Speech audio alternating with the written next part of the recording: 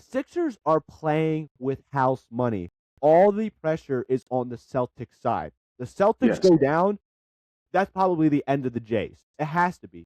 Because if you're going, I understand Jason Tatum tore his Achilles last year, but it's not like you were in a game 7 that like you could have won that game if Tatum stayed the whole game. You lost that series to the Knicks because you couldn't finish out games at home. You were up both games in Boston, game 1 and game 2.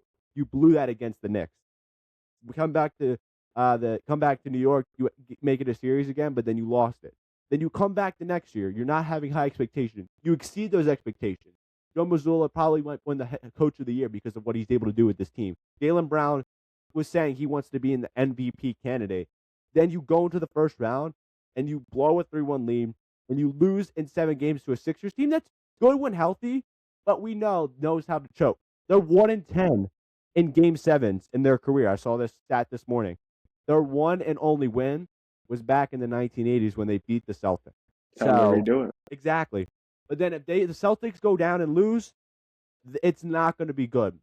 There's going to be a lot of questions that go into this. Yeah. I'll say this right now. I said in my NBA playoff predictions, I had them winning the championship. If they get out of this round, I don't feel as confident in my pick as I did at the beginning of the series. The Knicks, what they did to the Hawks, good Lord. Shaq was asking for CPR. CPR was not necessary. They were dead. The Hawk was dead. No resuscitation needed. So, then you got the Raptors-Cavs series. I think a lot has been shown out of that series. And then I don't know what the heck is going on in this Magic-Pistons series. The Magic were up 3-1. Speaking of it live right now, they were up by 20-plus points. They're about to blow it, and we're going to go to a Game 7. So I think right now the Knicks are the best team in the East, without a doubt.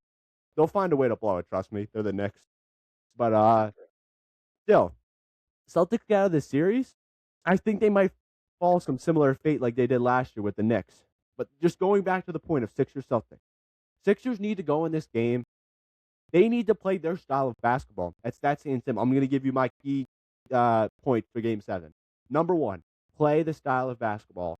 And Embiid, he could take the three-point shots, but not at a consistent basis like he likes to do early in the game. Get him a feel. I think he's better with the three-point shots when he already is better at feeling the game, when he already has that 21, 22 points, the majority is from the free throw or the paint or just the fadeaway jumper. That's when you shoot the three. But early on, he needs to set a basis, get these centers in foul trouble. They're going to foul him. I would say it right now, he's a foul baiter. He is, but he's also good in that sense where he gets these centers in early foul trouble because they don't know how to defend him. Get Keita in early foul trouble.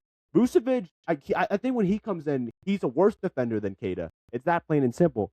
Get him into the game. And then if you can get the Luka Garza, wrapped up. It's wrapped up.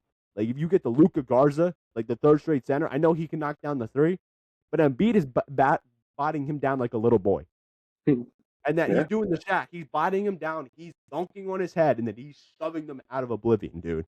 Because that's what he's going to do if we get to that point. So get to that. Maxey should be the primary guard. Maxey, I said this watching the game last night when they were starting to get cold and Boston was coming back. Maxey is better when he drives inside. I love him taking the three, but when he takes those long-range setbacks, they're not bad, but he could do so much more. I know I'm not trying to be picky here and there, like nitty-gritty and stuff like that, but when he takes it to the paint, drives, he's either getting fouled or he's making a miraculous shot like he did against Nikola Vucevic last night. He just has that ability to.